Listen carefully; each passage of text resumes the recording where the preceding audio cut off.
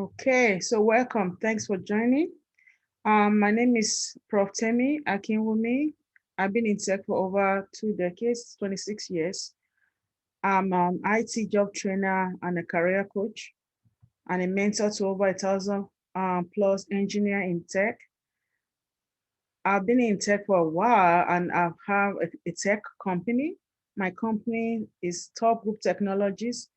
It's an IT company, it's a tech company in Lago, Maryland. I've had the company now for 16 years. I'm always here on this app every day, except for even on Saturday. I'm here every day actually. But I run rooms on Monday through Friday and also on Sunday. So this Sunday room is more like a popcorn style where we all come together to discuss. Right now, we have the opportunity to be here on Clubhouse or to be on other apps. So a lot of people are on the other side. I just came from there. But we need to also discuss and get going. So I'm so glad that you're here to join. Today we'll be discussing about tech culture. You share your experience and we discuss the importance of tech culture. If you have had any experience, in tech, or other area, other careers that are maybe toxic or non-toxic, I would like you to share them. So feel free to come up and join and discuss this cultural influences negatively or positively that you have seen. Thank Carlton, thank Cherry, thank Newang for joining. We appreciate you. So what is tech culture and why is it important? Even as many of you are trying to get into tech, many people are trying to break into tech while other people are already veteran in tech. They've been there for a long time. So we tend to share these experiences so that we can mentor people that are trying to get into tech and to guide them. Hi, Miss Ayana, thanks for joining. We're discussing tech culture. Share your experience today. Thank you for joining us. I will allow Iana to introduce herself. She's a very, very supportive member of our room, and I really appreciate her every single time. And when you look around, you don't see anybody, you know you will see her. So I thank you for joining. Can you please introduce yourself? Thank you so much, Ms. Temi. Always a pleasure joining you and joining this room. Hi, everyone. Hope you are having a great day. My name is Ileana Smith, and I'm the founder and CEO of Circle of Opportunities. I'm an executive career coach, resume writer, tech recruiter, helping candidates, much like yourselves, break into tech and FANG and other industries as well. So happy to be here. Thanks a lot, Ms. Temi. Yes, ma'am. Thank you so much. And Miss Toots, thanks for joining us. Miss Toots has always been supportive from get-go. She's my mentee for many years, but when I started this room and I just said, Tutu, can you join me? And she just jumped on it and she has never looked back. So I really appreciate Tutu a lot. Can you please introduce yourself, Miss Toots? Thank you. Yeah, everyone. Hi, good day. My name is Tutu. I am a cybersecurity information security consultant, and I am a student of Amy. And I'm still a student even after all these years. I'm always constantly learning new skills. In her currently right now, she mentored me for cybersecurity, and now I'm learning Microsoft Azure SQL data under her. And welcome everyone. Make sure you follow the Tech Empower House. Make sure you reach out to Amy if you want to change your career, transition to cybersecurity or any tech Scrum Master, business analyst, and follow all the moderators on stage. Thank all your family members in the room. If you have any family members who want to make a career transition, any new students, new grads, especially, I know it's hard for new students to find high-paying jobs. I was one of them a few years ago. So please enroll, and you will not be disappointed. We are going to share with you some very resourceful information. You don't need to learn how to code or tech. You don't need to learn how to code or write any script or program languages. This is a very informative. Our sessions are free, and we are here to assist anyone who wants to make a career transition to the software technology industry. And Professor Timmy will really work with you one-on-one to do that. Thank you. Thank you, Tutu. Yes, she said it correctly. If you are trying to transition into tech, any area of tech, especially cybersecurity, software engineering, Scrum Master project management, cloud tech, AWS, Azure, SQL, business analysis as well, just contact me. I'll be able to mentor and to guide you and to provide you programs, information. You can look under my bio. You see a lot of free resources you can use. Click on our YouTube channel. You get access to a lot of career empowerment and discussion around this room. They are all on YouTube. You can look on there. There are free classes also on our YouTube channel. If you need a mentorship or just to talk with me, you can click under my Instagram bio and book like a discovery call, and I'm going to guide you and give you all that you need. So that's okay. You can do that. And also you can go to my ituniversity.com. There are resources there, and also my other courses that all online courses I offer. I have some classes coming up on Saturday, new classes starting. If you have anyone that just finished college, they are sitting at home, they need to be specialized in certain area, and tech is one of the area. I always say tech is the future, and the future is now. So why not use the opportunity? The keys are always on the computer. Why not make money from it? Why not do well with it? So engage them, So let me know, especially this summertime now they are home. So let them, you can contact me and ask questions, and I will give some guidance. I'm also an adjunct professor at 3 universities right now. So you're talking to a professional and has been in tech for a very long time. Thank you so much for joining. So we're going to get into the discussion. Tech culture. What is tech culture? How is it important? And we're going to look at different attributes that constitute a tech culture. And we're going to look at how to create a good culture in your environment. Feel free to come up and chime in. Share your experience, like I said. What have you seen and what are you expecting? And have questions for us, you can feel free to come up.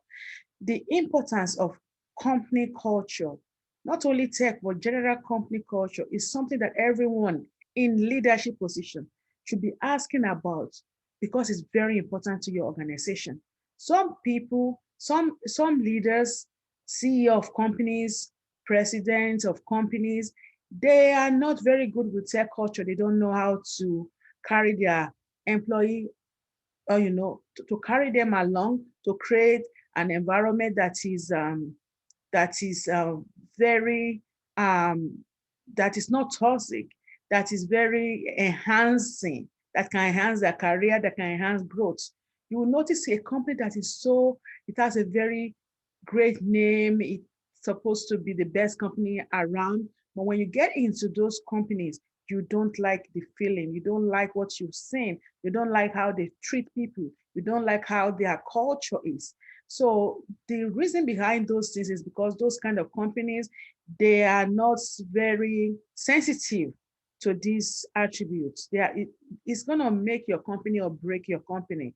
So as we are all in tech or other and other company, other different, it doesn't have to be tech, other industries, right? We need to start discussing these topics, because gradually you're going to rise up into leadership position. How do you now create your team? How do you now make the team, not only the leaders, but also you as a manager, also you as a senior lead, as a lead in a project? How do you work with the management to create a very, you know, a very robust and very, culturally enhancing, career enhancing culture, I will call it. So I did some survey. Some of the survey I found online done by Deloitte, they found that like 94% of executives and 88% of employees, they agree that the importance of company culture, corporate culture is the company key success. The success is the key to the success of the company. So you see a lot of people going to all these big tech companies, but they don't stay. They get there like in a year or even a month, 2 months. They just say, I can't work here. So there are some things that we need to look at, that we need to ash out and understand, that will help us not to be able to be in those kind of situation when the time comes. And also maybe that might even help you to ask questions from when you have interviews. So why is corporate culture important? Each tech company needs to define their own culture. No two tech company culture will be the same. We have found out that when you have a very small or a startup company, most of that they have very good culture, because they are just trying to grow and they are trying to attract people to work with them. They want to retain and gain confidence, let the people trust. They're trying to gain trust, and they're trying to make sure that people can stay, even though they may not have the higher pay rate range, but they are very, very you can relate to them, right? You can they like, and something else I also found working for tech for over 26 years, right? Is that some companies that that are women owned, they tend to be more, I'm not trying to sound like I'm more feministic or supporting women, but I found out that many of them are more culturally balanced because they're home and women. So they brought a motherly approach to things. They give you a lot of perks and incentives, and they are open to discussion and so many things that we're going to look at. Whereas some that are more like bigger and they are more like, the other side of things, they are different. So that's what I found. But I might be wrong, but that's my exposure. That's my experience, right? So core value are essentially who we are. So most of the time when we utilize our core values, it kind of boils down to becoming those culture, because it's not only the leadership, but also us working with them in our respective roles. So it's how we hire the people that we also stay with every day. When you hiring somebody as a hiring manager, that will also help you to create a culture where you have people that are easy to work with. Okay. And feel free to chime in, feel free to come up and add to this. So when employees sees that the leadership understands the value of their corporate culture and they know it's a priority day to day, on day-to-day basis, then it's more likely that they are satisfied with their jobs, they're able to help the business, that they're able to stay more. So when there's great culture, when the culture is robust and is friendly, is open, then people tend to stay more, even though they don't pay that much like the other companies, right? So I also saw a proof that companies that value culture have like seen like 10% increase in customer satisfaction, because when you value culture and you treat your employee right, they put more effort into the work. Some people tend to work even more, work late, even though when they work remotely, you're seeing them doing the work as even more hours when they work remotely, because they love the company, they want to stay there, they want to see the success of the company. So it boils down to the point that if, as an executive of a company or a CEO of a company, if you don't care about your employee and you don't care about creating a robust culture that is friendly to them, they don't care either. So they might be doing whatever, but as soon as the time to put down the pen, they will just wait and forget you. And even if you try to call them in and ask them to come for overtime, or they might even call in sick when you need them, things like that. So this is what we've seen for many years. So when you have a culture that is great culture, then you have a lot of boost in your sales, in your success, and all of that. So let's look at some of the attributes of and characteristics of our organizational culture, not only tech now. So I will just give us a couple of points so we can discussion points. Starting from effective communication. Effective communication. How effective communication is very important. Diversity and inclusion. Now, diversity and inclusion is a thing. Everybody is a buzzword now. What is it? How is it incorporated? Have you seen anything like that where you work right now? Learning opportunities. Is there any learning opportunities where you work? I mean, where you have seen in the past? Are they supporting you in your career, in your advancement, and in your education? Recognition. Are you recognized for what you do? Are they recognizing you? Are they giving you support? Are they upholding you for your success? Are they discussing it and giving you perks or bonuses for what you've done, or they don't even care? You know, clear and defined purpose. Is the purpose of that organization, is it defined? Is it clearly defined? Or they don't even know what they're doing? They're going back and forth.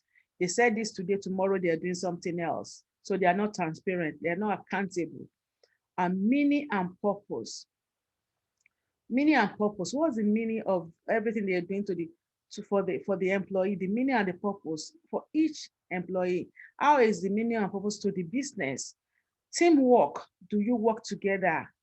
Does the team gel together? Did they start working together, understand themselves, even when they are not, when they are working remotely? Do they work together as a team, or everybody is doing their own thing, arguing and never coming to conclusion of competing with each other? Goal and strategies. What are the goals and strategies? Are there strategic goals for the company to achieve the success that they dream of? Respect and fairness. Is there any respect among equals? Are there respect among um, organizational leaders? Are there respect and fairness among them? And strong leadership. So all of this, I think I have like maybe 8 or 9 that I've mentioned. So we're gonna use this as a discussion topic: effective communication, diversity and inclusion, learning opportunities, recognition, clear and defined purpose, meaning and purpose, teamwork, goals and strategy, respect and fairness, strong leadership. Let's discuss this. Let's pick them. Anyone that you want to discuss, please feel free to come up. I see Sharat and Aline. Aline, thank you for joining us. And Sharat, please feel free to come up. I'm not going to run this room by myself today. It's a discussion room. That's why I say share your experience. Come up and discuss. Let's discuss this. Miss Ayana, Miss Toots, the floor is open to you. Let's pick it and discuss anyone you want to discuss about. Yeah, I remember, I think 2019, I was looking for a job, and I think I asked the HR lady what the company culture was like. Now, I know culture is, it seems like it's a sensitive thing to explain, but really the word is not sensitive. The word is not really supposed to be offensive. Um, but I guess I didn't. I don't know if I did my research, but I couldn't find the research on their website. So I thought to call and to ask them, what's the culture like? And I know it's a broad question, so I really just wanted to ask, to be honest, how many Black or brown people do you all have? That's really what I wanted to ask, but I didn't know how to. I didn't want to ask it that way. That's crazy. I can't ask her like that, right? So I just asked her an open-ended question, like, what's the company culture like? Needless to say, I didn't get a call back from her after that first phone call. So it's just, you can do your research and go on the company's website and see if they can post all their employees there. You can look through LinkedIn and see if you can see how many people work there that look like you. Sometimes it's just hard to gauge, right?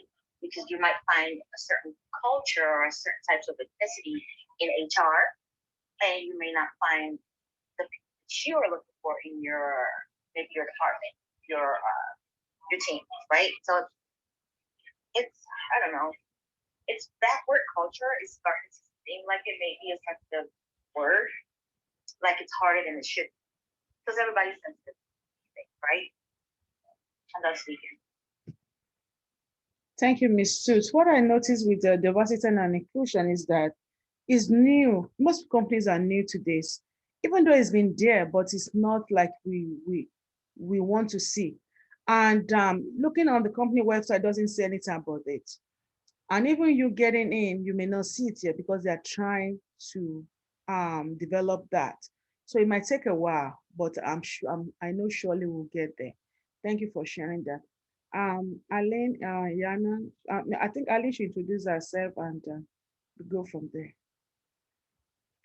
Hi, thank you so much for having me. Um, wow, you're touching on such an important topic in tech culture where I think a lot of us are going to have some strong contributions to share and just some strong opinions around this because we've all faced different cultures, right? And we've all faced toxicity sometimes. And I'm going to speak directly to kind of the corporate America culture that I've seen, and unfortunately, not just in one place, but a consistent theme with that. And it's that you walk into this pre-established toxicity. You walk into this pre-established norm of how people do things. And therefore, the appearance with that is that it's normal. Everyone's used to the person who's a bully. Everyone's used to the person who screams. Everyone's used to the person who overlooks women in meetings. Everyone's used to that. And then you have disruptors, right? There's several of you in this room who are disruptors. Why else would we, be speaking about this? And I commend you all for that. But what happens when you have a disruptor and you have someone challenging that status quo, saying, "No, this is not normal. It is not normal to treat human beings this way, right? We're not robots. We are people."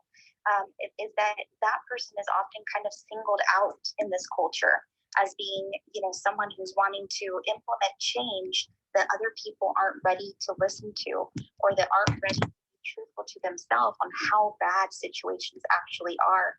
And that's something that I'm really passionate about because early on in my career, many of you know, I know Ayana, I probably shared this in a room with you before, but I moved to the US as a single mom from a different country, very little family here on my own. And it was very much a sink or swim situation. But what happened? I lived in fear. I lived in fear of standing up for myself. I lived in fear of standing up for others because I needed a job.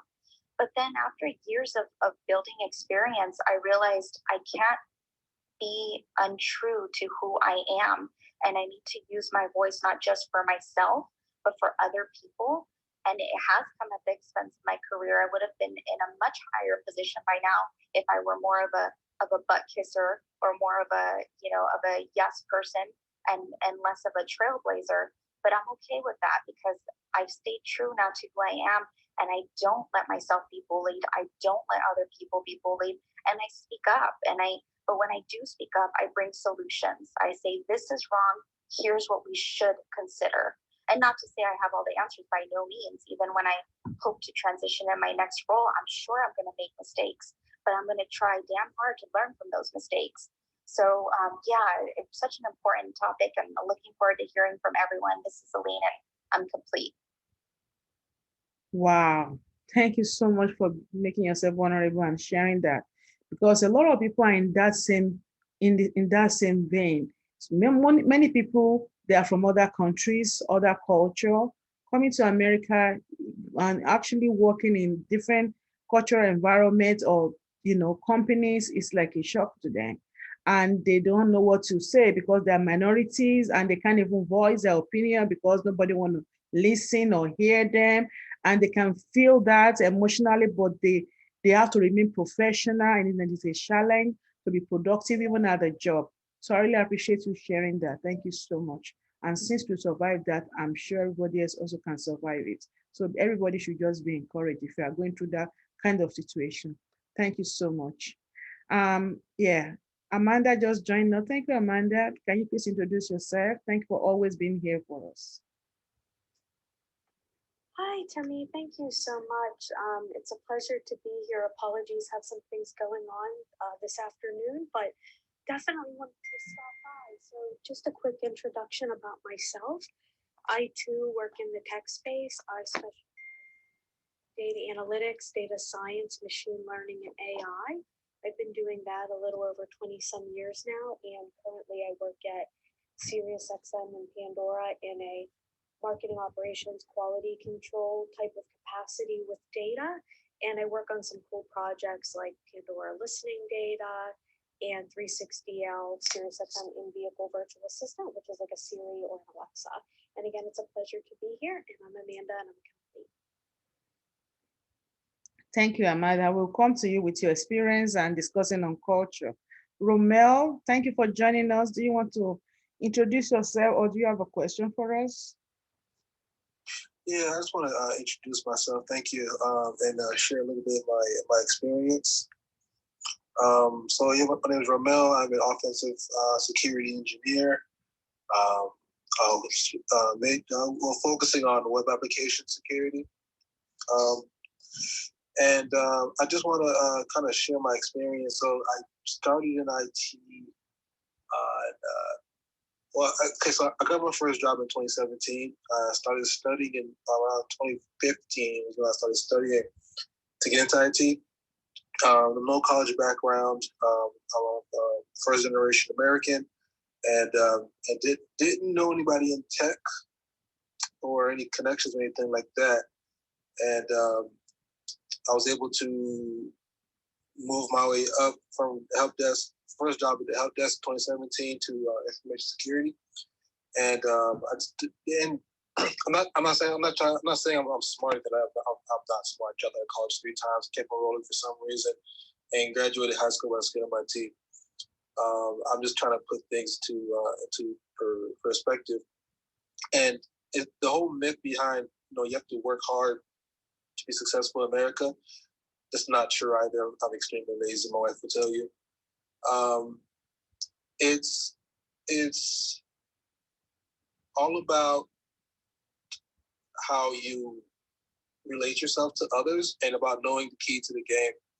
And Elaine was saying, in corporate America, this machine is very good. It's very systematic. It's very cutthroat, and it doesn't care about our feelings or anything like that, right? And the rules that they say we have to abide by. Oh, be honest. Do a good job. Go to college. Get experience. That's all BS. I worked at these tech companies. They hire their friends. I saw a guy who worked at UPS one day. He walked. Sorry, Dunkin' Donuts. He walked in with the UPS man, and with no IT experience, and within a week, because he made friends with the guys, and I guess they hit it out talking about baseball or something. Within 2 weeks, he was a network administrator. No IT experience. So yeah, it's all a fraud. So just understand that, and it's not. And I just want to. I'm trying to say this with utmost humility and not seem like a shitty person. But if you want to get your foot in the door to be a trailblazer, you have to. You can't knock on the door nicely. You have to kick the door in. And you kind of have to remove your emotions from the situation, and understand that it's all business. Yeah, I think I'll end there. Come on, I'm done speaking. Wow, Romel, thank you so much for sharing that. It's very important that we all know that you can get into tech if you are ready. That's what I always tell people. If you are ready for tech, we are here to support you. When we started tech, when I started many years ago, there was no mentor.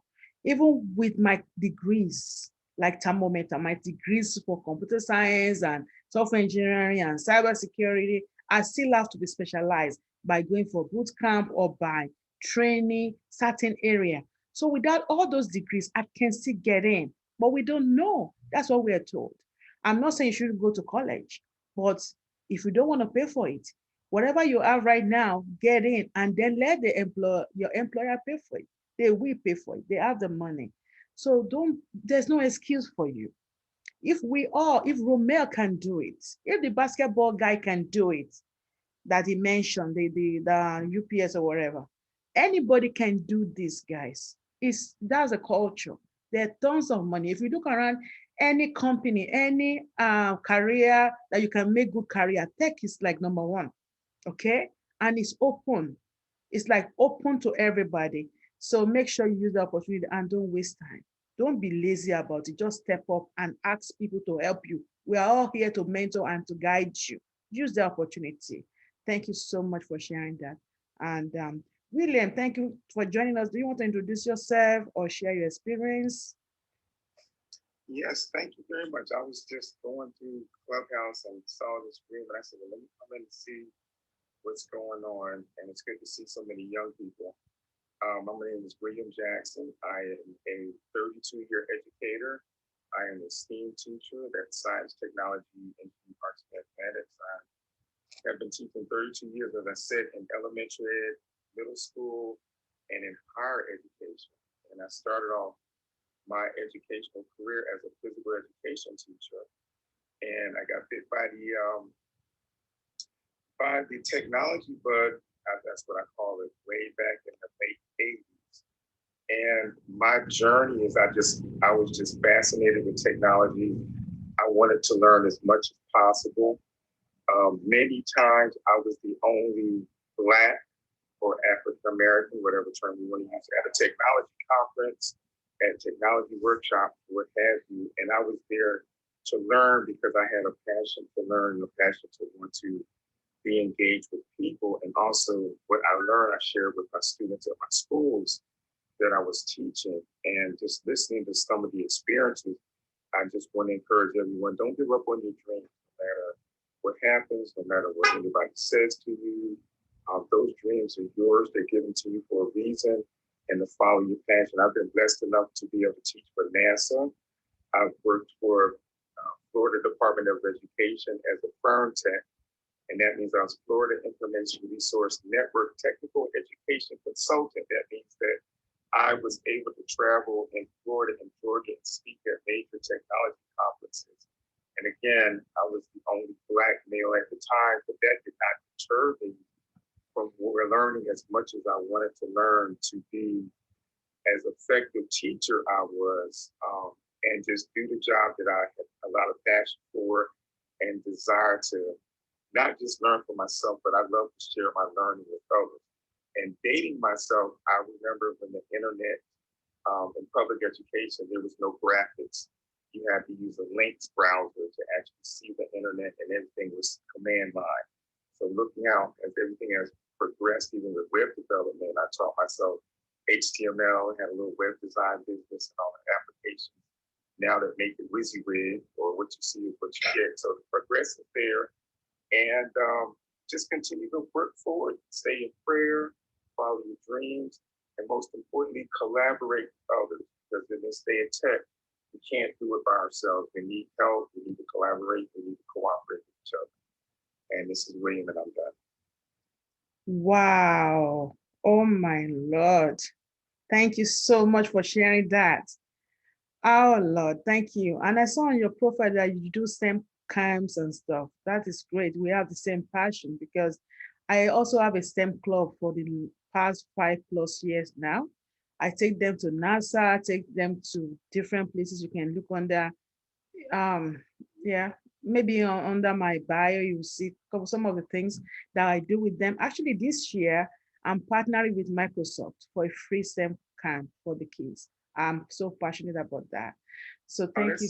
That's really good. That's interesting you saying that, because I'm working with a local college teaching STEAM learning for 3 camps this summer.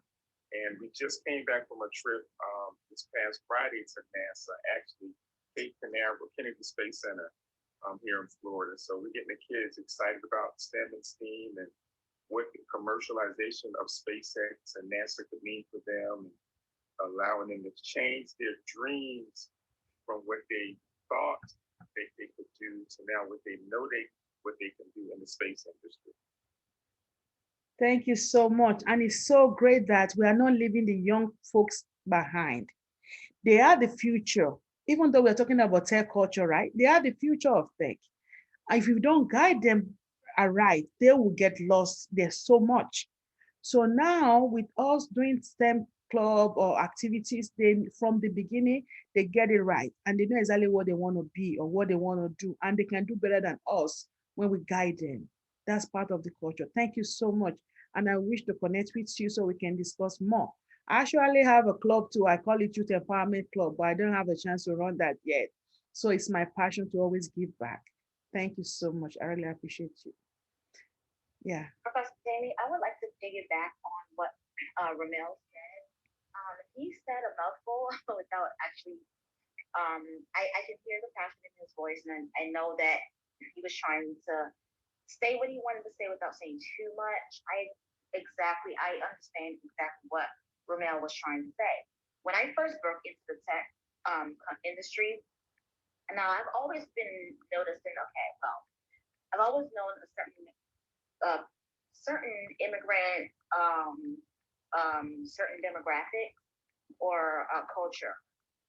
They are very predominant in the tech space, but I didn't know how predominant they were. I knew that they were either being the in a health profession or in the the tech profession, but I didn't know how really predominant they were until I got my first career, my first tech job, and then I was like, oh wow, they are really predominant in this field. It's to the point where you just know that they have to be hiring their friends, right? They help each other. They help bring each other into the tech space, and they're not, they're minorities, just like I am, and they are also usually immigrant. And to piggyback on what Romell said, it is true, that you can. It's all about who you know sometimes. Um, and from what he said, the guy was a UPS person. I don't know how much of a training he had in 2 weeks, but they hired him as a network administrator in just what a few weeks. I don't know what kind of boot camp his friend gave him. We don't know, but we certainly it's obvious that he knew somebody that worked there, and he made himself friends and got acclimated with the environment, the people that work at that company. So, and this is why I really give a lot of props to Professor Amy, and I really commend Professor Amy because she's trying to do that also within her culture, okay, and within her community as well. Not just the African community, right, but just people that look like her in general. And not, a lot of it's a struggle that we're trying to bridge the gap in because we don't really get that many Africans who will really open up about what they're doing. And I mean, tech field, if you're working in a tech field, you're more than likely you're living way above the poverty line, right? We just know that. We know that there's not a shortage of there's not really too much of a shortage of getting paid in a tech space. Um, you may feel like you're a little bit short in some end, but you can move around and get that money in like less than 6 months, get that experience and move around and just move around. The tech field pays way above the poverty line. We know that. So people in our culture they're not always open to share that with everybody. But I've noticed that in the other communities, they they bring everybody in. They come in on HB1 visas, HB4 visas, and they bring everybody in. They're very, very passionate about being in the tech field, and they're very predominant in that field. So thank you, Professor Taney, for trying to bridge the gap in, the African and African American community. And from my experience, like that company, I love that because that company was owned by a woman. So it's a small business, minority women-owned company, and it got acquired by a bigger. However, I noticed that the owner, the president, she's always very nice and very sweet.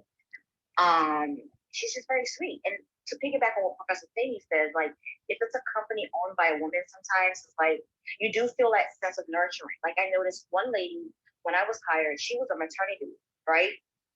And I think she took even probably longer than 3 months. And she still came back.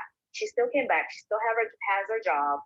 And I think she even got promoted to project manager after coming back. So, it's a company that was owned was owned by before they got acquired by husband and wife, but it's still a small women minority owned business. And they were very nurturing, right? They catered to the maternity leave, they were flexible also. So it made it less rigid. You know, you don't want to have a culture that's too rigid. Like, you know, you feel like, well, I might as well enlist in the military. Like, if you want to work in a company that's going to be too rigid, too very strict, then we all might as well just enlist in the military and just go serve in the military. We're not in the military, so you can relax. You know, you can be, you don't have to be as rigid, as strict to people. People are still, you know, they're still human, you know, in some, you know, they're not like, people have lives, you know, and so and now it's getting better now, even better, because not only did that company, they hire a lot of Africans in that company too. And they also have, you know, their culture, their people there too, there as well. So I love the fact that I had people that looked like me in that company. You know, I love that. You know, I didn't feel out of place. We had our own little niche there. It was just beautiful. You know, it was beautiful. And a lot of people don't see that. I've also been noticing that, but from what Professor Stamey said, you know, and I heard this also the other day in a FANG company. Prior to them mentioning this during that FANG room session, I noticed when I would go on LinkedIn, people who would work for like Microsoft or Facebook or those big FANG companies, I would see their tenure. It would be like 2.5, 3 years. And I'm like, you work for this company? You just work there for like 2 years, 3 years? What?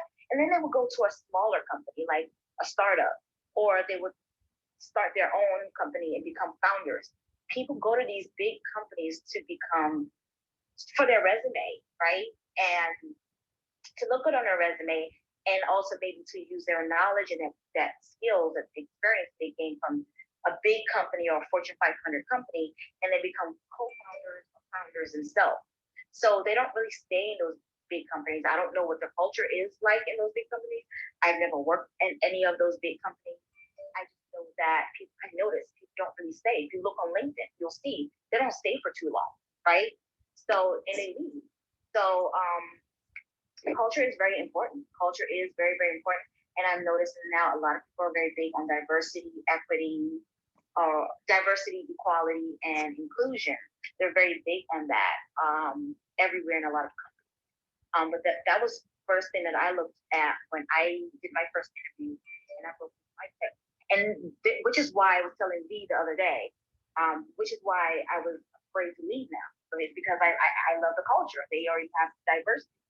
And they're already, you know, they're not perfect. Obviously, no, they're not perfect, but I still felt very good to like, it's kind of like scary to kind of leave and go somewhere else. You don't know what kind of culture, what you'll be getting into if you go somewhere else. Thank you. Thank you, Tutu. Wow, that's really great. Thank you so much for sharing that. We really appreciate you. We have George from IBM, we have V, and we have C2N. Can you please introduce yourself? Thank you for joining us, and then you share your experience with us. George, we start with you. Hey, sure, Tammy, thanks. Always great room. And I actually came in not too long ago, so I may miss first part of the conversation, but I just heard from Miss Toots, right? She made a lot of great points. So let me share a little bit about how, you know, many tech companies are hiring these days, right? So first of all, many companies are stressing the need for diversity, right? And I happen to believe that, and it is fact, African Americans are very underrepresented within this industry. So I entirely encourage everybody to apply for those jobs. And second point is that a lot of jobs do not actually require many years of experience, right? It totally depends on the position. And so for instance, the company I work for, IBM, actually has special programs for high school graduates, for entry level, you know, people do not have a lot of experience, right? as well as for skilled, and people with a lot of experience. So, I mean, depending on the level, there are a lot of opportunities. So, and also for people who do not have a computer science or very technical degree, target for things like certification, right? And I know that in some of areas that certification will speak for you, if you don't have a formal degree. So explore all the opportunities, and with the technology we have now, such as LinkedIn, YouTube, Udemy, right? A lot of trainings actually also free. So explore these opportunities. I mean, just take a look at a lot of good technical videos, like instructional videos on YouTube. You would learn quite a lot, such as security, artificial intelligence, machine learning, data science. So there's a lot of knowledge shared online for free, in fact, right? So explore those opportunities. And last but not least, certainly, is to build your network, right? I mean, network with Tammy, for instance, right? And come to the room to network with a lot of recruiters, people who have a lot of experience in the field, and so really expand your horizon, your network, and that will help you a lot. So let me stop here. Thanks for the room. Thank you, George. It's always great to have you.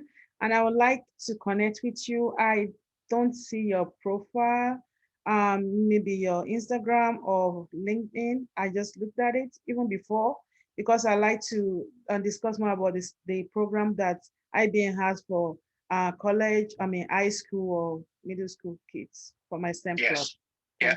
Well, yeah, Tammy, actually, I used to have a LinkedIn ID, but I kind of removed it. But anyway, yeah, you can search me in LinkedIn. You will be able to find me. That George Chen just said. Thanks. Okay, I'll do that. Thank you so much. Yeah, Miss V, you're next. Introduce yourself, share your experience. Thank you. Good afternoon, everybody. Thank you once again, Timmy. I'm following you on Clubhouse and everywhere else. Hi, everybody. My name is V. Maddox. I am the CEO of VR Maddox Consulting, LLC. We are a small woman-owned business and specialize in recruiting and staffing for small businesses, federal, state, and local, and individuals. We especially like to uplift women and veterans as well in the job market. So I just wanted to share a little bit of my background. When I graduated from high school, my major was computer science because I just love computers. I was a computer geek, and that's what I wanted to do the rest of my life. When I came home one summer, and I would always secure my jobs before I left campus. So by the time I traveled from Atlanta to DC, I already had a summer job. And one of my first jobs was on Capitol Hill. And one day someone asked me to work on a tech project for the congressman. And I was hooked. There went my political aspirations. I was studying to be a corporate lobbyist. And now I was fully integrated into the IT field. So the IT field has been very, very good to me over the last 30 years. I was often the only Black woman in a lot of spaces, and let alone the only Black person. Now, a lot of that has changed, but the landscape has not changed all that much in tech for Black women and women of color, and that needs to change. So I am a huge advocate with encouraging all people to get involved with some area of tech. Just like George said, companies that are forward thinking and innovative and have that interest at heart, they are taking kids out of high school and teaching them and mentoring them and training them on how to break into this tech field. Those are the companies we should be looking at, seriously. And George, I already hit you on LinkedIn. I want to talk to you this week because I have a 19-year-old that's trying to find himself, and he is just amazing in tech. So I'm trying to help him nurture that without being a helicopter parent, which I'm not. So I just find these opportunities, and then I just drop them somewhere in front of him and let him find them. So That's great. I'll be talking to you, George. I'm very interested in that program. But what I wanted to share with you all in terms of my experience is that I've always been fearless. It was a little bit of fearless mixed with naivete, because I just went my very old way through life, and every opportunity that fell in my plate, I grabbed it. There is no such thing as fear in my vocabulary, because what do we have to be fearful of in the grand scheme of things? Because it's either yes or no. That's it. 50-50 chance, yes or no. So what? I've got billions of no's in my career, but I kept moving through them. Every single career move I've made, someone told me that I couldn't do it. Every single one, including starting my own business back in 2010. They said, "Hey, you got a good job over there, miss. You need to sit down somewhere and collect that check. Don't worry about starting no business. That's too risky." Now, if I had listened to those people back in 2010, I got one of the foremost sought after recruiters and talent acquisition experts on this planet. And I'm very good at what I do. So I'm just encouraging everyone in this room, get your self-confidence to the level where nobody can tell you what you can't do. Don't have the word fear in your vocabulary. Nobody can make you fearful but yourself. So I encourage everyone, if there's something you want to do in your career or in your life or in your family, write it down. Get a plan and execute and do it, and keep good people around you. This is Wow. Gems. This is hot. Thank you so much, V. So you actually had computer background. I never knew that. So, wow. Thank you for sharing all this information with us. I'll just add one more thing, Timmy. I started out as a tech representative. That means that I built servers from the ground up. I didn't know what I was doing, and that's the truth. But I staged and built servers back in the day, and then I would send those servers to the customer site, travel to the customer site, get the servers, set them up, and then train the entire staff on how to use the servers and the software. That's how I started. Back in the day when nobody was doing that kind of work that looked like me. So it doesn't matter who you are, where you are, who your parents are, where you were born, your condition in life. Grab hold to your skill set, what you're good at, and go for it. This is V, and I'm done. Wow, thank you so much. So there's no in your vocabulary, and that's how it should be. There's no reason why you should be afraid. Fear is what? False evidence appearing real. It's not real. It just looks real. It looks like a lion, but it's a fake lion. Why are you scared of it? So just go for it today. Just be encouraged. Maybe you have an interview coming up this week. You have a challenging situation coming up this week. Take Ms. V's advice. Go for it. It's either no or yes. What else? That's it. Thank you so much. That's well said. Thank you. Really appreciate you. And if you want to do well in tech culture, don't be afraid, and no is no, yes is yes. Just go for it. We appreciate you, man. C2M Christopher from Boston. Thank you for joining us. Introduce yourself and you can share your experience. Thank you. Is Christopher there? Okay, while we're waiting for Christopher, let's go to Ajmal. Ajmal, thank you for joining us. I hope I pronounce it correctly. Can you please introduce yourself or ask your question? Can everybody hear me? Yes, Tammy, we can hear you. Okay. I think both of them are busy. Anybody want to chime in, share the experience? Amanda, we've not heard from you yet. Ayana, we've not heard from you yet. So let's go back. Let's see if anybody want to share anything about the culture they've seen. Yeah. Well, if nobody wants to say anything, if you don't mind, I'd just like to share a couple of some information about technology conferences, if that's okay. Yes, please go ahead. This is William again in Jacksonville. My wife and I have been a part of the community called WordPress. And if you're involved in web development or cybersecurity, you know, WordPress manages over 40% of the websites globally. And they have technology conferences called WordCamps. And because of the pandemic, they are free.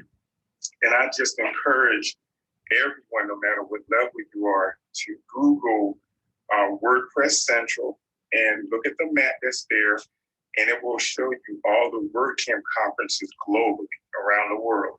And you have the opportunity for the conference to actually apply to speak. So my wife and I, we've already spoken at several WordCamps this year. We've been involved in it since 2018. So we've traveled to Canada, we've traveled to Central America several times, we've traveled across the United States.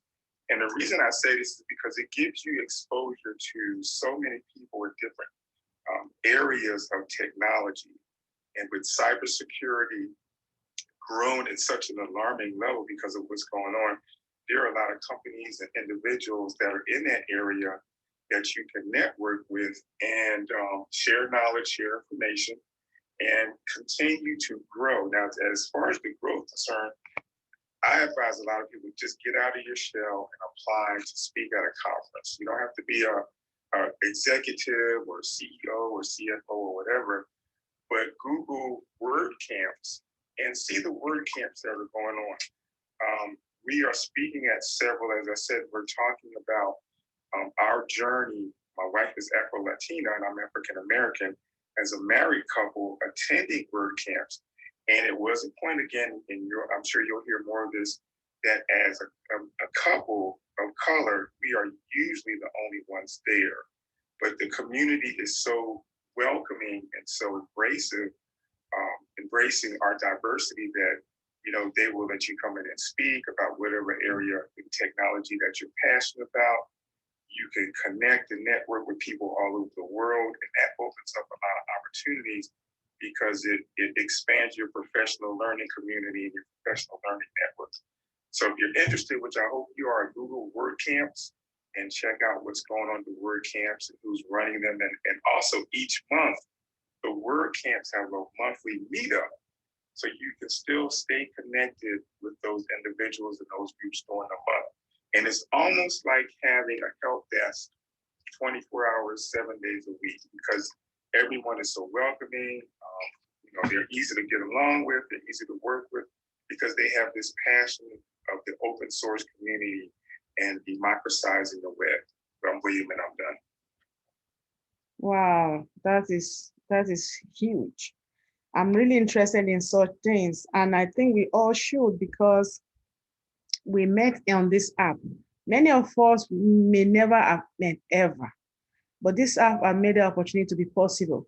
So to meet and to leverage the opportunity of this meeting, we need to connect with ourselves and build a relationship. It's beyond this app. So I actually already send you DM you on Instagram, William. So make sure, I would like to connect with you, because right now I do lecture and I do give conference, speaking conference and all that, but I like to do more of those things. So if anybody has opportunity, feel free to let me know. It's free. I don't have to charge for anything like that.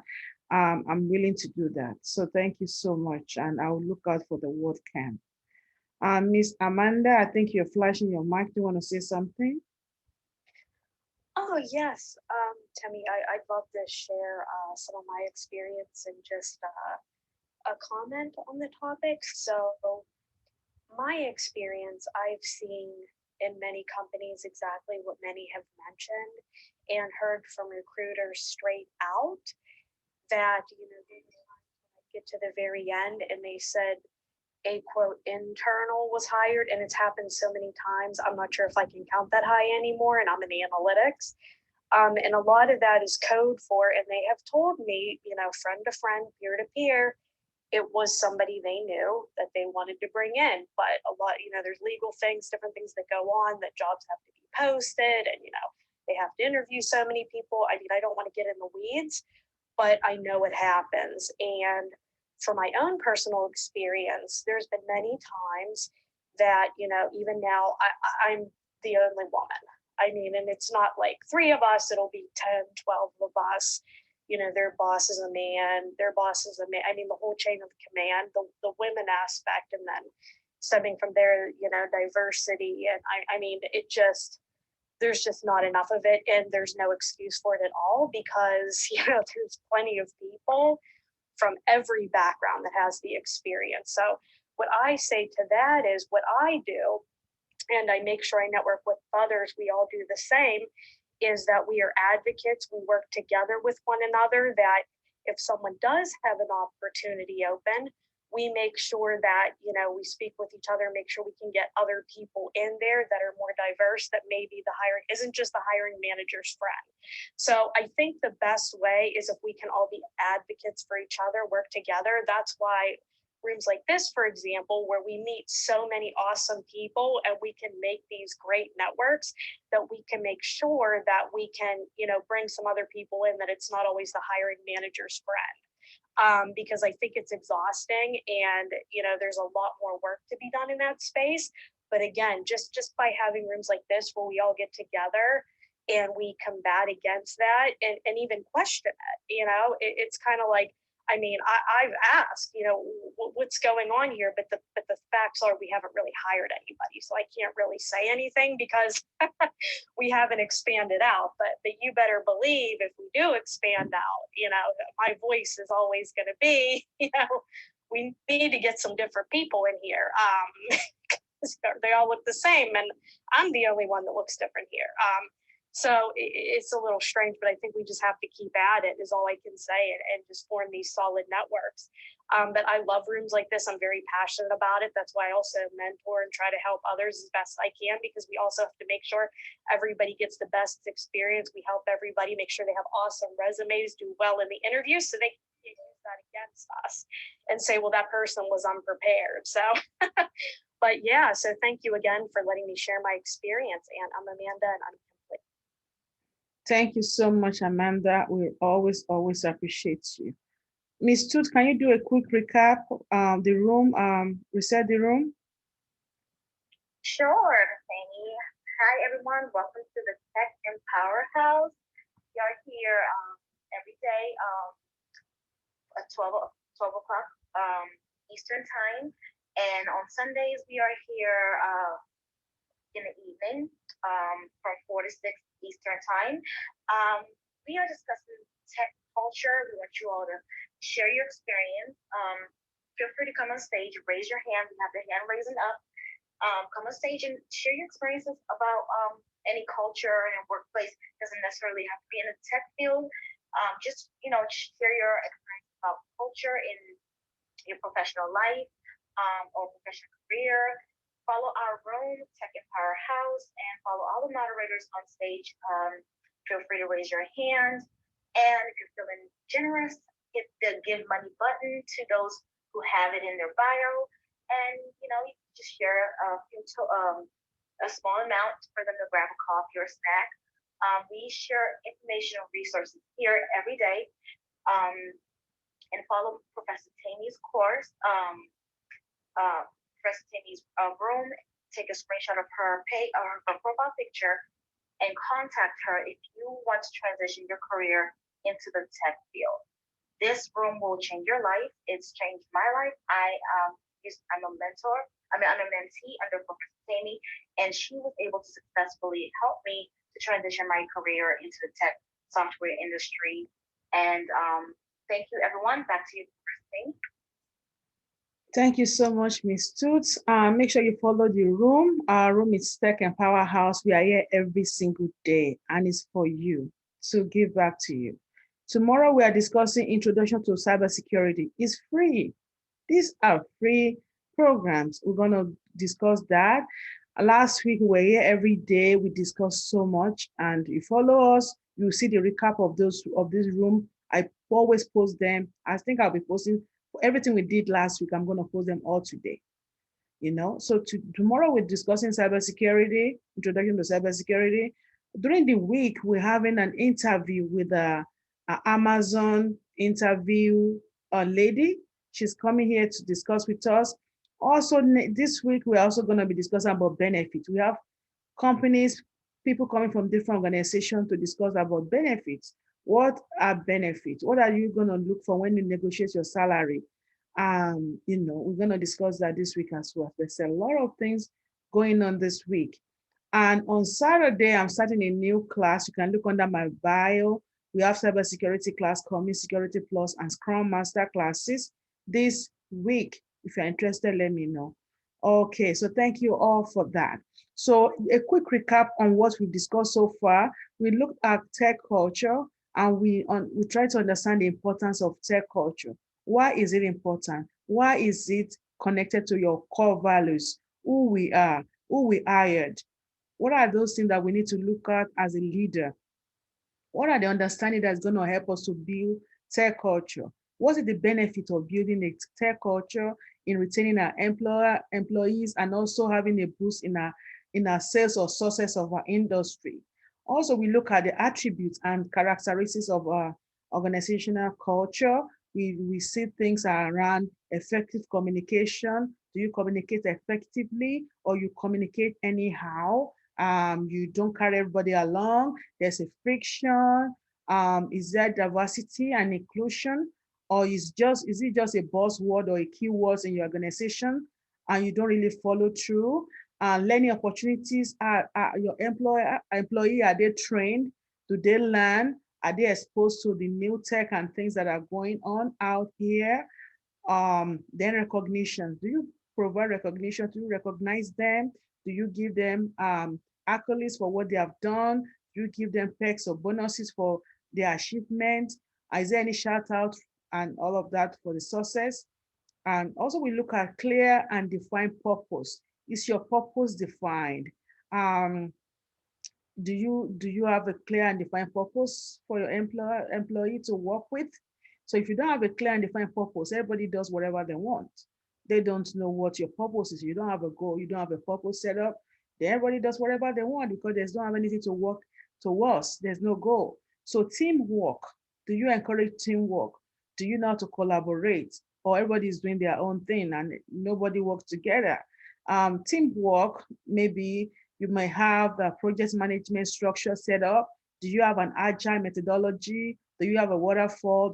What kind of methodology are you using for your project management? And all of these things, I'm not going to go too deep because I provide this training 1 hour every day. 2 weeks ago, we don't talk about software development life cycle, and I break those things down and explain it. We talk about cloud security, so many things. So you have to come in during the week because today is more like a family reunion, share your experience kind of popcorn style. But when you come in during the week, it's either me or Miss Tooth only here or myself. She's always here to help me as well. We discuss deep. It's more like deep free classes. So make sure you are here. And one of the things is that I've decided to move these classes to evenings, like 5 p.m., so that more people can join after their work. Normally I do it at 12 noon, but now I decided to move most of them to evenings. So make sure you follow the room so you can be aware when this comes up. And you will see a lot of things also going around, data analysis, SQL, so many things I have in the pipeline coming up. So teamwork, like I said, goal and strategies. Do you have goal in place? Do you have strategies in place? How do you communicate from the CEO down to the management, mission and business process, all the way to the system level where you integrate your projects? Do you communicate with them? Do you have strategy in place? Do you have plans ahead? Or you just execute without planning? What's your change configuration management looks like? What's your, do you just make changes to things anyhow and you don't have any strategy?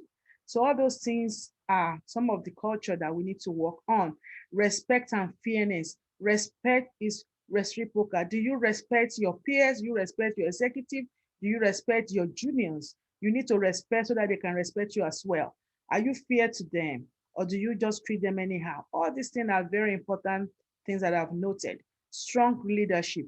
Are you strong in your leadership skill? Are you strong in your quality? Are you someone that they can emulate? Are you someone they can look up to as a mentor, or you are just, because if you're not a strong leader, I'm very sure the company is not going to go far.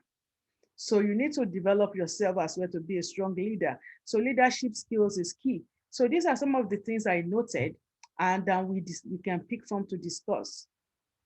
And I'm sure we have done a great job on that. So I'll stop right there. Since I've recapped, I see anybody want to chime in on anything before we discuss how do we build this culture? Anyone want to chime in on any of those things? Hi, Temi. I'm going to take this quick opportunity to say my last contribution as I have an offline commitment. But earlier, when Ms. Toots had mentioned asking about culture and then not getting a call back, I wanted to circle back on that topic as, you know, for those that are in the job market, I think it's important to ask those questions. And it's very telling of an organization that decides not to respond to that, or that decides to respond in a non-responsive way, right? By not offering the opportunity. And it's very important to make a choice in those moments, because tech is not as fancy as people think it is. There's a lot of unhealthy situations that happen, and you need to be prepared for that when transitioning into that career, and not just in tech in general. So it's important to be mindful of that not every environment you're going to enter is this nice, flashy, innovative environment. Some of it is not as innovative as you might think. So I just wanted to share that. But also, too, a lot of companies right now with their DE&I efforts, they have a heavy emphasis on marketing, right? On making it appear like they are strong in DE&I efforts, but yet they don't really walk the talk. So I think it's important to ask those interview questions to really dig deep and see what they're exposing in that process, because they might be giving you an illusion that there is diversity. But in reality, when you actually join, that's not the case. So with that, thank you again for having me. I'm going to respectfully hop off now for my offline commitment. But thank you again. Always great to hear on these just meaningful topics. And I love how you bring them to the table. This is Alina, I'm complete. Thank you. I'll go if I hit my presence if you want to leave. Dan, you know I love you. Not at all. Please stay. I have a human kindness festival that I'm supporting from someone on Clubhouse, and it's offline. So thank you. I was just kidding. Dan, you are going nowhere. You are here to stay. Thank you, Dan. Thank you, Dan, for joining us. We're discussing about tech culture. Do you want to introduce yourself and share if you want to share any of your tech culture experience, we'll take it. Thank you, Dan. Right. Is it my place in line? I just want to make sure you're not skipping anybody. Yes, it's your place. Actually, we're waiting for Christopher, but he's probably busy. But you can go ahead. If Christopher is there, just yeah, go ahead. Yeah, I mean, if it's Chris, I don't mind you skipping him for me. Anybody else, I'd be so upset. My name is Dan. I am a recruiter for Zuna Executive Recruiting. We have a DEI focus, but also our main components are technology, healthcare, and litigation. And I've pivoted 4 times in my career, and 2 of them were in tech, and the third, this one, incorporates tech. So I started out in telecommunications, which has a large technical component, and then I moved into global clinical trials, which most people don't understand has a huge component of tech. There's so many things that's utilized for, whether it's retention strategies, application development, software development, so on and so forth. So there's a strong impetus. And for me, when it comes to tech culture, a lot of people do talk about the main firms, but every company out there in some capacity has a technical system that's in place, regardless of whether you're at a newspaper and are creating software and applications and whatever on the back end. to pharmaceutical companies who need things like things. My brain's foggy for a moment, but retention applications or otherwise. So there's this entire world, global community of tech that just simply doesn't get talked about. So it's something I'm firmly ingrained in and truly do love. And I'm happy to share more and more of my experiences as this call goes along. I do want to shout out Iana. She was part of Iana and Temi were part of my DEI room yesterday that went for 4 hours long. And Iana is such an inspiration in every single capacity. So I just wanted to say that real quick. Oh, thank you so much. Is Diana here? Thank you so much, Dan, and thank you, Oh, Ms. Yana. Temi. Yeah. I am here. I am always observing and listening. But yes, great, contribution so far. Great topic in terms of leadership, right? So that's what I'm thinking about when I think about tech culture.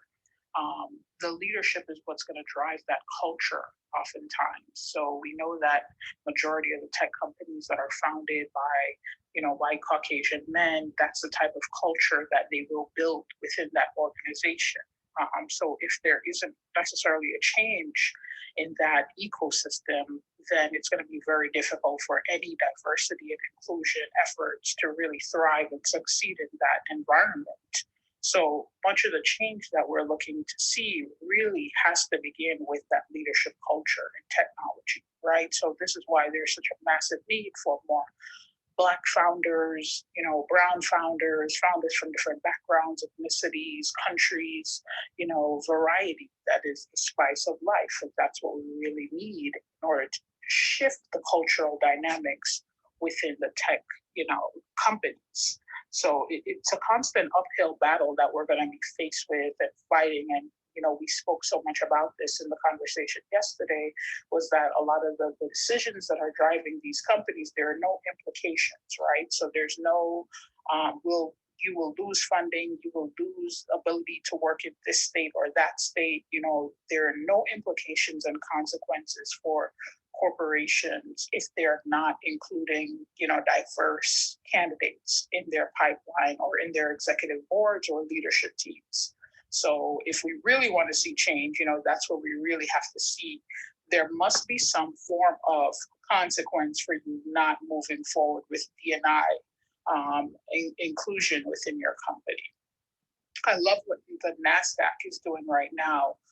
They're actually requiring every single company that is listed on the NASDAQ, that's a publicly traded company, by 2025 to have at least one or two members of their executive board and leadership team has to be a person of color, an ethnic minority, and a woman must be represented within those companies. These are implications where the company will now have to make it mandatory for their teams to really take those efforts to the next level, or they will not be able to be listed on NASDAQ and would not be able to be publicly traded as well. So I'm liking that they're doing that. It's really putting a lot of pressure on the companies to take this topic more seriously and to really actively and proactively find talent. I'm already seeing some of those companies reach out to recruiters like myself and others where they are aggressively going after leadership in order to get, a Black woman into their companies. So I think we're going to definitely see more of that happening. But my fear again is that that's just going to be a drop in the bucket as usual. But the change has to begin somewhere. And that's why I really want to see more women in leadership, because they tend to take this issue a lot more seriously and really put plans in place where we can see that active change really, really begin to, to shift the culture in tech. Iana, so I have to say, and you know this from yesterday, I tend to look at things from 6 different angles. And my fear with the NASDAQ doing this, and by the way, I want to mention that change, is that when we look at Black women making 63 cents on the dollar to white counterparts, we look at Black men making 80 cents on the dollar to white counterparts. My concern is that even if you mandate that these companies have somebody of color or a woman in these positions, are they still going to be getting paid a fair wage? Or are they going to accept these positions, regardless of wage, simply to be in that leadership position? Because sometimes we always talk about doing what we need to progress, but if we sell ourselves short, then does that really make the difference that it's intended to? My thing is, no, it doesn't. We should be ensuring that it's not just about putting somebody in a position of leadership. It's about ensuring that the wage that they're getting is on par with others in those fields. So instead of a Black woman getting 63 cents on the dollar, how about we get her $1.05 on the dollar? How about we push these people to the value that they're worth and ensure it before we make these to include within these mandates? Because it's truly only then when we start to raise the bar that others are able to come up on it. So I wanted to make that point in response to what you said. It's not me being a pessimist. It's just wanting to ensure that when we talk about equality, it's full equality and not just by title. My name's Dan and I'm done. I totally agree with you, Dan, and I stand with you on that. I do think that pay equity is super important as well, especially when it comes to Black women, specifically in the workforce and in leadership positions. You know, you shared a great story of a woman that, you know, really undervalued herself in terms of what her expectations were for salary. So there is a lack of education where this is concerned. And that's specifically because there have not been a lot of Black women in leadership positions.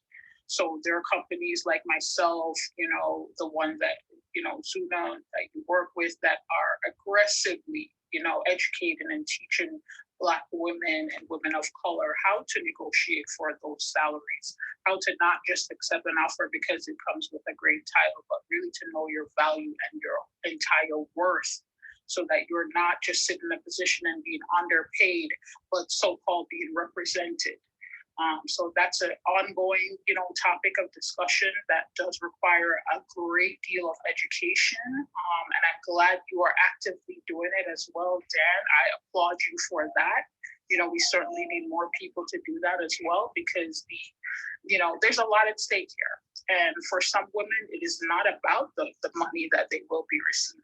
For some women, they're not in it for the money. Many women have built their money and their wealth already, but they're more interested in the leadership, the power of being able to make executive decisions over a corporation and influence a culture outweighs any monetary value for some women. And I cannot speak for everyone. I can only speak for myself and a few others that are, militant, that are aggressive, that are change makers, that are world changers, that are impact leaders, that are servant leaders, that are willing to take the blow, the Harriet Tubmans, that are willing to be fighters, just so that they can see the next generation be impacted positively, and that they will never have to go through some of the things that we've had to go through and our parents have had to go through. For us, we want to see change by any means necessary. So some of us are willing to take that pay cut. Some of us are not willing, don't have to do it for the money or the funds. But we really, really, really do believe in the power of change. But every woman, and I advocate with them, should absolutely be paid fairly and competitively for the role that they're in as well. Yeah, and you're absolutely right. And I know Stacey wanted to go. The last thing I do want to mention, though, that I know the example I gave was women of color, but let me tell you something. It's all women that need to be better able to advocate for their worth. I've been with Zuna for 6 weeks now, and part of my language, Timmy, I shit you not when I say there isn't a call that I go on that I don't have to encourage a female worker. And for those of you that don't know me, I work with senior level execs. As part of Zuna, I work with everybody as part of my global mission. but there is not a single person, a single woman that I talk to, and I'm going to use the same example as I did earlier because this is a different audience. When I jump on a call, I say, what's the amount that you would like to see? And invariably, every time they'll give me a number, and I'll say, no. What do you really want? What would you be happy with? And then they give me a slightly higher amount. And then I have to say again, no, what is your dream amount? And it's only at that third indication that I usually get that I want this. This would make me thrilled. Well, why did it take 3 times to get these women to speak to what they feel they could do? And the reason is very simple. We have been programmed as a society for women not to understand their true value and their true worth. And we're not talking about throwing out a number that's unachievable. We're talking about a number that is worth the time and effort and the intelligence and things that they put in on a daily basis.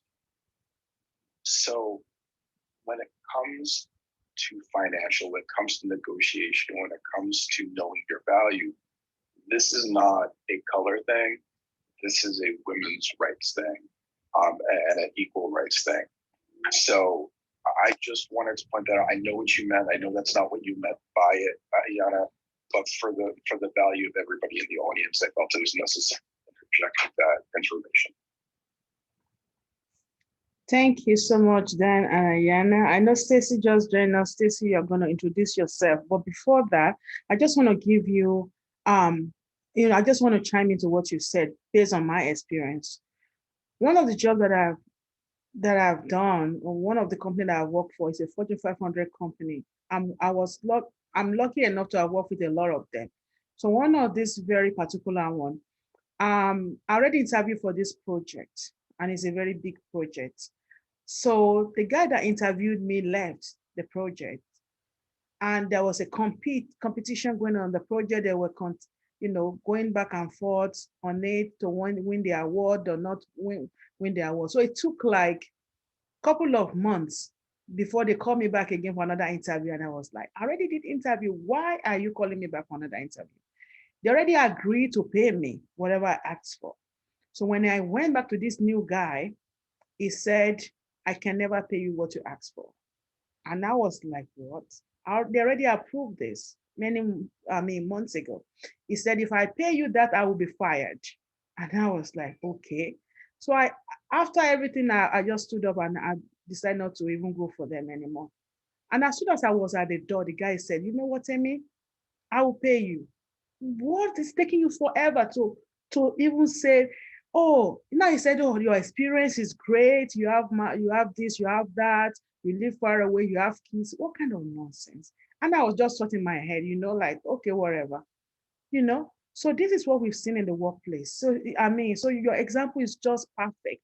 And that's why last week we discussed salary negotiation, and we have like 12 moderators here on the daytime. How do you negotiate your salary? Don't just jump with the first payment. Whatever they said, this is what they want to pay you, the pay range. Don't jump at it. Try to negotiate. You are not in the grocery store that they already put a price on. And even if you're in the grocery store, there is a coupon, there are bonuses, you can get a good deal. So always know how to bargain. So I'm really grateful that you mentioned all of those things. And he was asking me, where did your leadership came from? And it's insulting. But because it's my hiring manager and my boss, I can't say anything. And I was offended, but I just quiet. And they paid me what I asked for. Okay. And that's how I knew that most of the company, the range is not the same. I know that's why I have to do more research and know my range. When they were paying me 85,000 that time, they were paying some people 120. So when I jumped from 85, I jumped straight to 120, and I helped all my friends in the organization to jump. We did interviews together, and everybody jumped to 120 for the next job, to the next whatever company that won the contract. So we have to collaborate. Women, I know men also, but more of women go through this kind of problem. We need to know how to share information. I'm not saying you should share your salary information with others. But at least if you are close to that person and you are friendly to them, help yourselves. And that's what we have done many, many years. So, I mean, it's there. So thank you for saying that. Stacy, welcome. Do you want to introduce yourself? You have a question? You want to chime in? Thank you, Stacy. Hi everyone. Yes, I did have a question. And since you guys were on the topic of negotiations, I kind of wanted to share my experience a little bit and get some advice from, anyone on the panel. So I just finished a program. I don't know if you guys are familiar with SV Academy, but it's pretty much an intense program, and it kind of introduces you to the position of a sales of the SDR role. I have been in sales for about 9 years. I've been in management for about 7, and I've worked in high volume stores in New York City. So already I have my salary. I've had I still currently have a very competitive salary.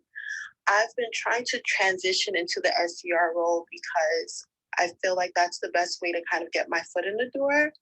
However, the struggle for me has been the starting or the median salary for an SDR is about 50K,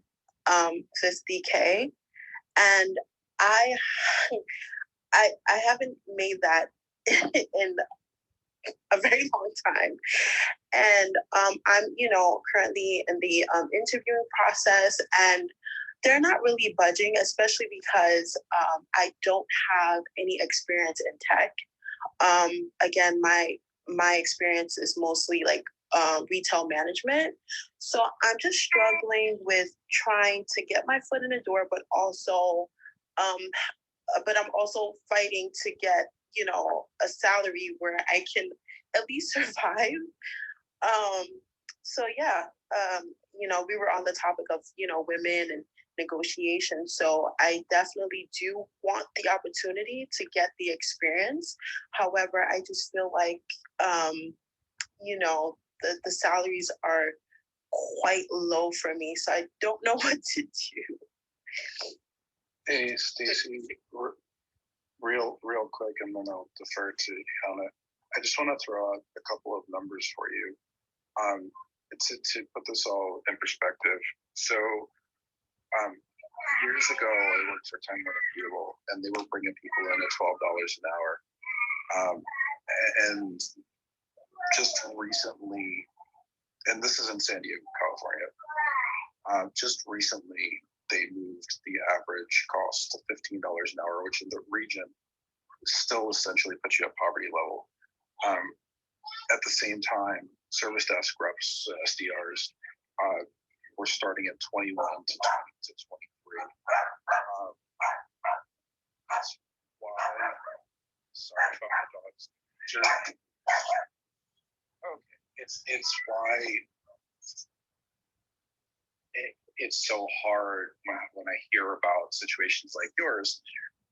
What we have to look at, and this is something that you can really push, is transferable skills. So when you are looking at these job applications, you should be looking at what the responsibilities are and shifting them over into your resume so that the keywords match up. In doing so, you're going to find that you have a lot more years of experience doing the same things than you currently do if you haven't done this yet. And that's going to potentially boost the wage. But I do want to say 50K as a baseline for SDR. I'm going to always call a spade a spade. 50K as a baseline range for SDR is not unreasonable in today's market. It's actually pretty right on par. So I'll leave it there and move over to Yana. Thanks, Dan. 50K is pretty much the average, like you stated. If you think about it this way, if someone just recently graduated college and they have limited to no experience in tech, they'd be going into that role at 50K, right? So that's how you really have to look at it. Considering your experiences, you're making a pivot, and I think people oftentimes forget that when they're going into tech, you are literally making a pivot. You're making a transition in your career. You're going from one industry to another. You're bringing a set of skills from one industry to another industry. And tech industry is, you need to have technical skills. So that's the bottom line. In terms of how to, continue to grow in the field, that would be my recommendation would be to definitely reach out to someone like Ms. Temi, who's here providing a great deal of value, resources, and education where you can get technical skills, where you will be able to command a six-figure higher salary. Other roles you could probably look at this time, I would highly recommend would be customer success manager and account manager. Sometimes you will find those roles with six figures, but again, it may depend on the size of the company, location, city, and other factors like that. But that would be my recommendation. Feel free to reach out to me on LinkedIn. Happy to take a look at your resume and how you can position yourself for some of those opportunities. Thank you. Yes, Stacey, I'm actually so glad that Tiana mentioned that, because I was going to tell you, I was looking at your bio, and I thought that tech sales, I thought they make money, a lot of money, plus bonus, commission and things like that. Right, commission. But since I don't know what does SDR stand for? I don't know what SDR stands for, but if you want to make Miss Toots, it's service desk representative. Oh no. Anything sales development representative. Oh no. Okay, well, it's both. Oh no. And you have a bachelor's degree, right? Yes. Anything representative, anything that has representative service, you're not going to make a lot of money. You want to live well above the poverty line. You want to make six figures. You want to go into security, okay, and go into cybersecurity, networks, anything security, or Scrum Master or business analyst, and you need to hit up Professor Tammy. I know you have student loans, and that 50,000, that's not much. Okay? Yeah. Okay. Thank you so much. Yeah, I know You need this. to enroll in a cybersecurity course like yesterday. If I can just quickly chime in here, Stacey. So just as general negotiation strategy, right? I would use this strategy, and I used it before. So let's say you really like the job, the company can offer you only in such, right? Only this salary, which we are not totally happy, but you really want the job, let's say, and you don't have other options. I would say just you go for the job, but when you take the offer, you tell the hiring manager, you say, I'm very motivated, highly qualified, and I think I can do a lot better than the job demands, right? Ask for like 6 months evaluation right away. So if you truly believe you can add a lot of value after 6 months, have the hiring manager agree to, evaluation, right, after 6 months, and if you can, get some sort of raise, and this could be one approach you can consider. This is George. I'm done speaking. Thank you, George. Ceci, thank you for coming up to mention this. And I know a lot of people are going through the same problem, but they don't know where to turn to and who to go to. And that's why we're here every day, to make sure we can help you. Imagine you making 50,000. How much is that per hour? Then you have to pay your taxes. What is left? You can't even pay your bills, talk less of paying your school student loan. And then maybe in another year, you make 55, then 60, 70, 80. When are you going to make 100K? Maybe 5 years or 10 years. That's a waste of time. So reach out to me if you feel like you need help. DM me on Instagram or LinkedIn, and I will guide you. You don't need to be in those situations. Thank you so much. You're welcome. And so we have Jeremy. Is it Jeremy? Jeremy, thanks for joining us. Jeremy. Oh, okay, with double R. Thanks for joining us. Do you have a question you want to chime in? No, I basically wanted to give a brief share. So I'm a graduate student in the Writing, Rhetoric, and Technical Communication program at James Madison University. but I'm also an entrepreneur. I'm a content and copywriter, as well as the technical. Excuse me, a digital publisher and editor.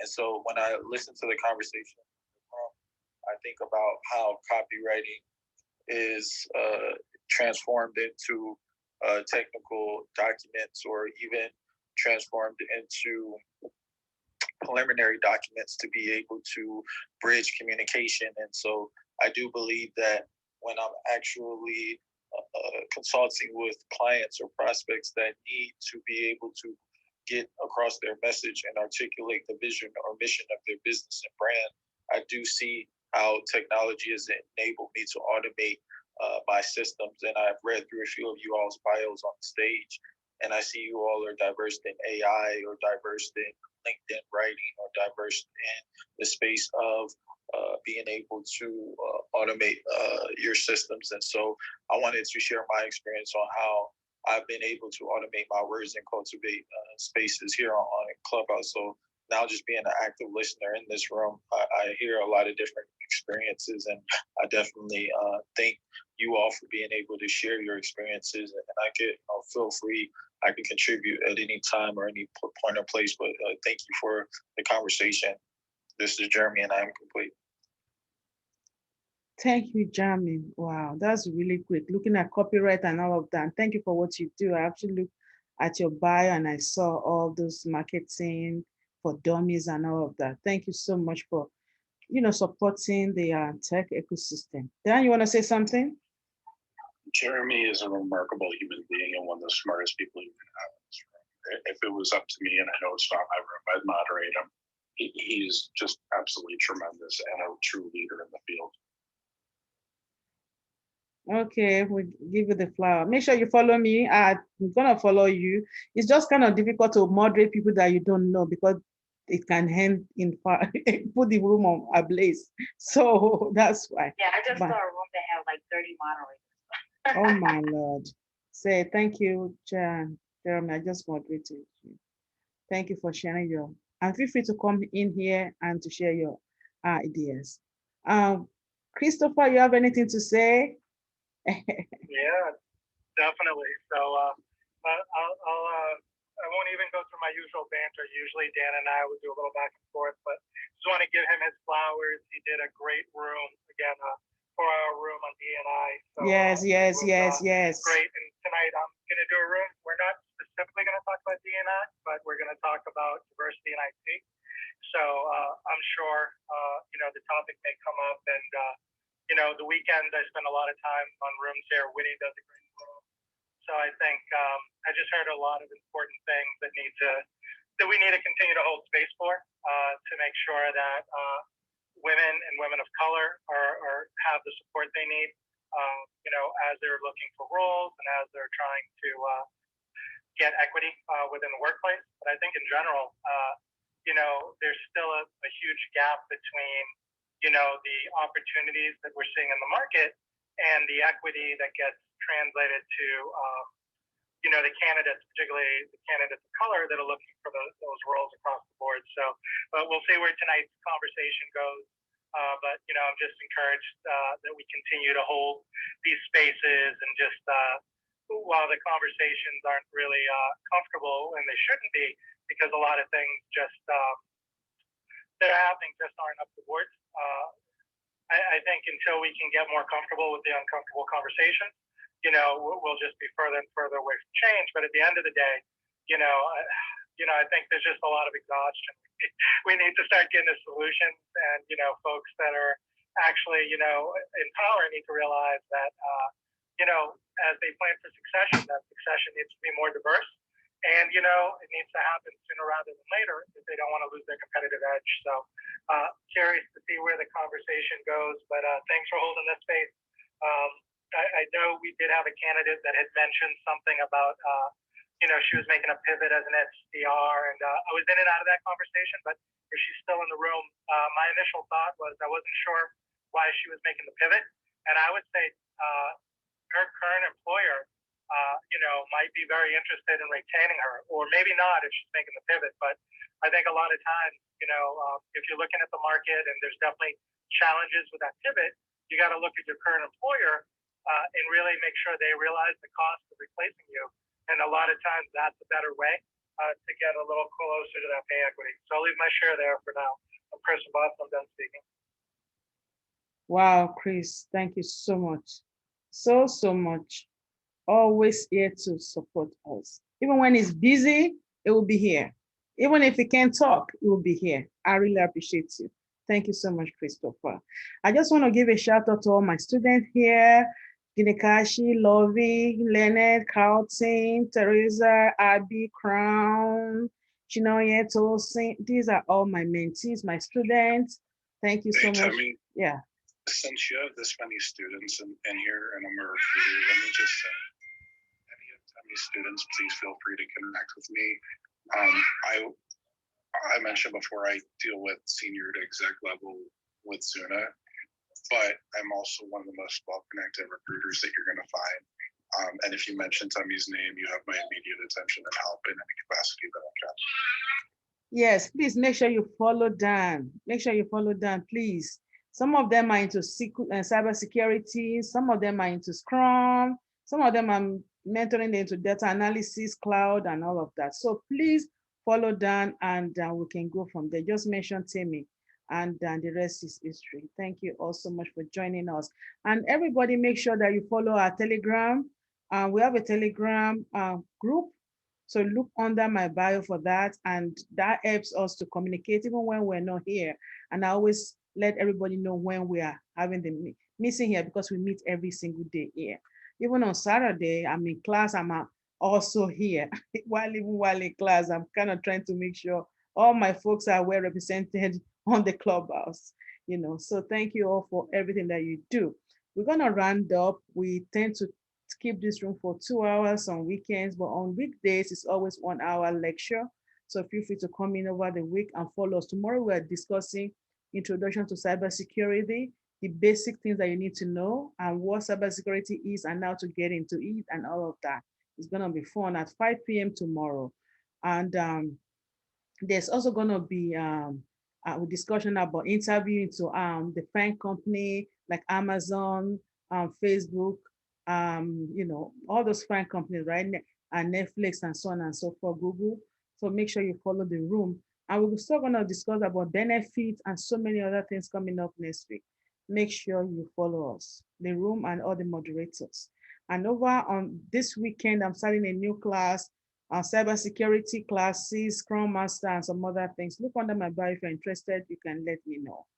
And if you're already into tech or trying to get into tech, you already have a lot of training you can get in for mentorship, let me know. Look under my ituniversity.com. myituniversity.com is my website for training, for support. Just look on there and you can schedule a discovery call if you need me to talk to you about anything. So I really appreciate everybody. We have 10 minutes to close the room. I'm going to start with Jermaine, and we'll go to Dan, and then PTR, just go straight up, and just looking at all these cultural characteristics and attributes, from effective communication to diversity and inclusion to learning opportunity, recognitions, having a clear purpose, teamwork, goals and strategies, respect and fairness, strong leadership, or any other one that you know. What is the one that you think to you, from your point of view, then you will need to work more on in the tech to develop a very good tech culture or tech ecosystem? Starting from Jeremy, can you give us one tip towards the ones you think we need to improve upon? Then we take it all the way up, then we close the room. Yeah, sure. So I appreciate that. So I think it's communication. I think technology has enabled us to be lazy, and I think we ultimately automate a lot of our communication through technology because we believe it's a waste of time.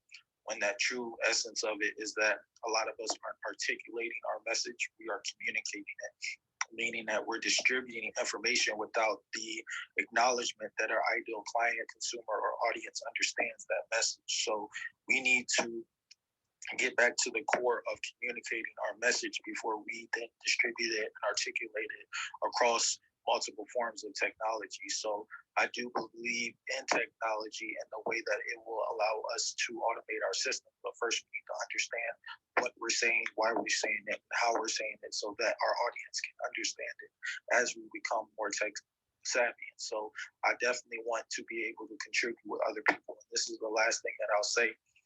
I do want to connect with everyone in this room. However, I like to have complimentary consultations to see how it can be of service, not sales, before I follow you on the platform, because I'm building a genuine audience and I want to know how I can ultimately contribute to your brand, business, or vision before I follow you and then continue to contribute on this platform. This is Jeremy and I am complete. Thank you, Jeremy. Communication. Dan, you're next. What's your take on this? Sometimes you just need to know when to pass the buck. And Jeremy, but what he said was so eloquent and so perfect. I think I just need to let it sit with everybody for a moment. So I'll pass it over to Chris.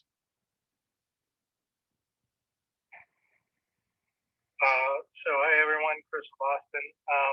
I will highlight networking again. I mean, the fact that you're in this room, if you were in the audience, I don't know if folks are trying to get up on stage. I always encourage folks in any room where I'm a moderator to, share their experience, share their insights.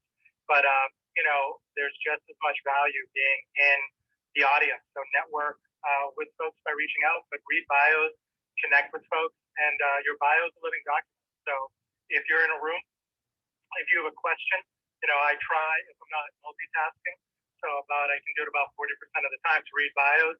If someone has a question in the bio and I feel I can answer it, I will respond to that. So make sure that you are active and passively networking. So I will leave my share there. And Tammy, if we're passing the mic, I will pass it over to George if he's available. This is Chris. I'm done.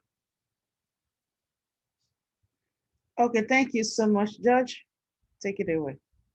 Yes, thanks, Tammy and Chris.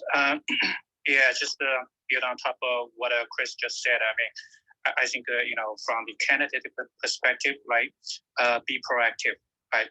Reach out to people. I mean, I do think there are a lot of good people in this world who are willing and able to help. Only if you ask. This is George. I'm complete. Thank you, George. William, you're next. Joe. Yes, I just wanted to recount what has been already said. Reach out to people, network. I tell my students in the middle school environment, this is no time to sit on your behind and just hope things come your way. You have to be proactive. You have to be active in your community. You have to reach out to people even through social media and share what you're doing. Even in environments like this, it's a plus just to share online what you're learning, what your aspirations are, how hard you work, so that people do recognize you and do see what you're doing in your community, locally, nationally, and even globally in our global environment. And just make sure that you're visible. And reputation means a lot. Your reputation precedes you. So don't be scared to put yourself out there and let people know who you are. And as I said before, willing to help others as you grow as well. And this is where you can help them. Thank you, William. Ms. Toots. Thank you, William. Ms. Toots, take it away, Ms. Toots. Are you available? I will go to Ayana.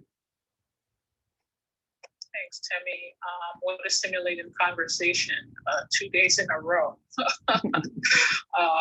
Thank you so much. I need this more than you even know yourself.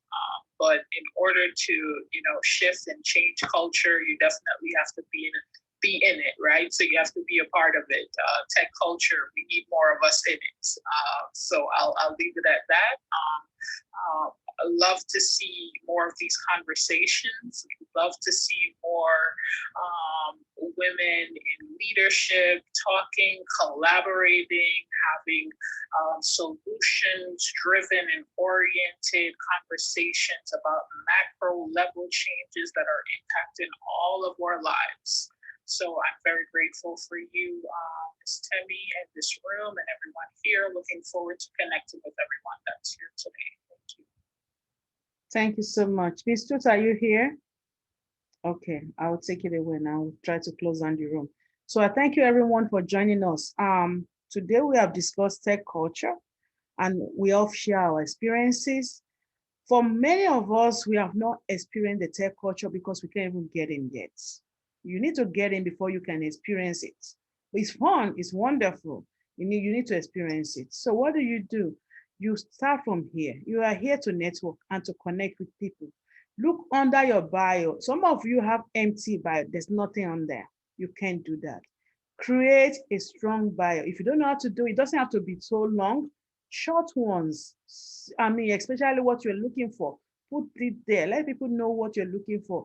Make sure you activate your LinkedIn. Put your LinkedIn profile on there. Make sure you have your Twitter and Instagram. All people can connect to you. Make sure you have that and network with people. When you network with people from here, follow them up onto maybe LinkedIn professional, actually LinkedIn professionally, or if you want to DM them directly quickly, do that on their Instagram and follow from there to LinkedIn and create a relationship with them so they can help you, they can mentor you. Don't sit on that. Like William said, we shouldn't sit on our behind. This is not the time to do that. This is the time to take action. Like George said, be proactive, communicate. Like Jerome said, let's communicate, let's work together, let's push forward and focus. If you can do all of these things, you will be able to get into the tech culture that you're willing. And you might even be the one that will create a tech culture because you have your own company, So let's work on this. We take it a step at a time and it's achievable. So I thank you all for joining us today and wish to see you all during the week. Make sure you follow the moderators and follow the room. Thank you so much. And on this note, George, want to say something? Oh, I just want to say thank you, Tammy. Good job as always. Thank you, sir. Thank you very much. I appreciate everybody, C2M, George, William, Miss Sus, Ayana, and everyone in the audience. Thank you for a wonderful room today. And on this note, I close the room. Have a wonderful evening and see you over the week. Take care and God bless you all. Bye-bye. Thank you, Ms. Tammy. Thank you, ma'am. Thank you. Thank you, everybody. If you need help, make sure you follow me.